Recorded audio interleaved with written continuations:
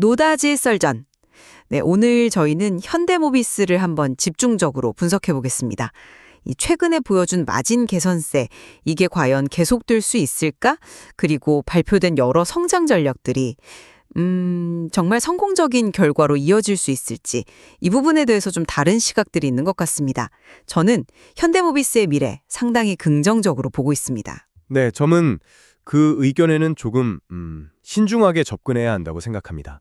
물론 긍정적인 면도 분명히 있습니다만 여러 불확실성이라던가 또 잠재적인 위험 요인들을 고려했을 때 아직은 마냥 낙관하기는 좀 이르지 않나. 네, 그렇게 보고 있습니다. 우선 그 실적부터 한번 보시죠. 2025년 이 분기 실적 상당히 좋았습니다. 전체 매출이 8.7% 늘었고 영업이익은 무려 36.8%나 증가했어요. 특히 그 핵심 사업인 모듈 및 핵심 부품 부문이 흑자로 전환했다는 점, 그리고 아시다시피 고수익 사업인 AS 부문은 여전히 25%에 달하는 높은 영업이익률을 유지하고 있다는 점, 이게 그냥 일회성 성과가 아니라 체질 개선 노력의 어떤 결실이다. 저는 그렇게 보고 있거든요. 여기에 더해서 그 CEO 인베스터 데이에서 2027년까지 구체적인 목표를 내놨지 않습니까? 연평균 매출 성장률 8% 이상, 영업이익률 5에서 6% 달성. 이게 그냥 구호가 아니라 수익성 중심으로 가겠다. 그리고 미래 기술에 투자하겠다는 확실한 로드맵의 기반은 자신감의 표현이라고 생각합니다. 또 인도나 중국 같은 신규 시장 공략도 본격화하고 있고요. 전장부문, 특히 그 통합 제어기 수주 확대 같은 부분은 명확한 성장 동력이라고 봐야죠. 네, 그 이면을 좀 봐야 한다고 생각합니다. 그 AS 부문의 높은 이익률, 물론 대단하죠. 하지만 이게 상당 부분 그 우호적인 환율 효과에 기인한 측면이 크다는 걸 간과할 수 없습니다. 앞으로 환율이 만약에 변동한다면 이 수익성도 좀 흔들릴 수 있다는 거죠. 25% 수준 유지는 가능할지 몰라도 여기서 더 올라가기는 좀 어렵지 않겠느냐. 그리고 덮은 문제는 역시 전동화 부문입니다. 미국 전기차 보조금 축소 가능성, 이게 하반기 수요나 매출에 좀 찬물을 끼얹을 수 있는 변수거든요. 조지아 공장이 가동에 들어갔다고는 하지만 여전히 적자 상태고 이게 언제 손익분기점, BEP를 넘길 수 있을지 아직은 좀 불투명합니다. 이게 전체 수익성을 끌어내릴 수 있는 요인이 될 수 있다는 거죠. 또 하나, 그 상반기에 현대차 그룹 외 고객사, 그러니까 이른바 논캡티브 수주 실적이 상당히 부진했습니다. 그룹사 의존도를 낮추는 게 현대모비스의 숙제 중 하나인데 여기서 성과가 좀 기대에 못 미치면 성장성의 의문부호가 붙을 수밖에 없습니다. 전동화 관련해서 대규모 수주 논의가 진행 중이라고는 하지만 그게 아직은 논의 단계일 뿐이지 실제 계약으로 이어질지는 좀 더 지켜봐야 하는 거 아니겠습니까? 전동화 부문의 단기적인 어려움, 네, 그 점은 어느 정도 인정합니다.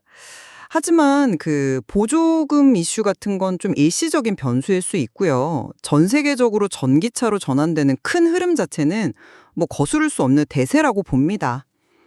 미국 공장이 본격적으로 가동되면서 고정비 부담이 줄어들면 수익성은 점차 개선될 거라고 기대하고요. 논캡티브 수주 역시 하반기에는 좀 회복될 거라는 기대감이 있고, 만약 말씀하신 그 대규모 프로젝트가 성사된다면 이건 미래를 위한 확실한 투자가 되는 거죠. 중국이나 인도 시장이 어렵다고 말씀하셨지만 현지 시장에 맞는 전략으로 충분히 돌파구를 찾을 수 있다고 봅니다.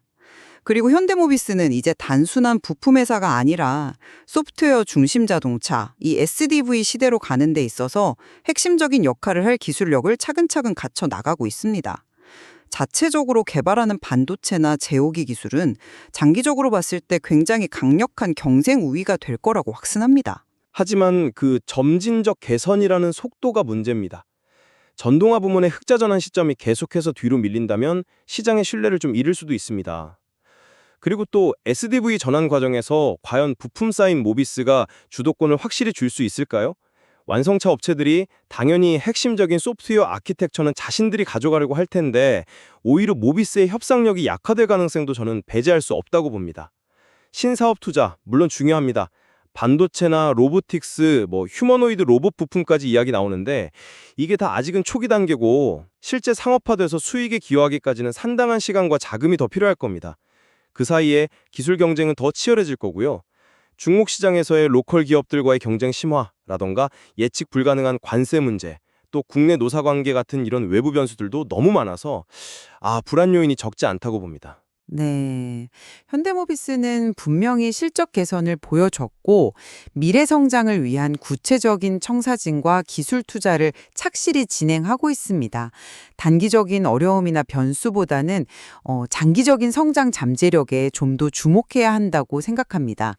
핵심 부품에서의 경쟁력과 또 글로벌 네트워크를 바탕으로 저는 지속적인 성장을 이뤄낼 것으로 기대하고 있습니다. 제시된 청사진 자체는 이상적일 수 있습니다만 현실의 벽은 생각보다 높을 수 있습니다. 말씀드린 전동화 수익성 확보 지연 문제, 또 불확실한 수주 환경, 그리고 통제하기 어려운 여러 외부 변수들, 이런 위험 요인들이 분명히 상존하고 있습니다. 따라서 긍정적인 면만 보기보다는 잠재된 리스크를 좀 더 냉정하게 평가하고 신중하게 접근해야 할 시점이 아닌가 생각합니다. 결국 현대모비스가 제시한 그 미래의 모습이 현실이 될지 아니면 예상치 못한 난관에 부딪히게 될지는 앞으로 발표될 실적과 또 구체적인 사업 성과들이 증명해 줄 것입니다.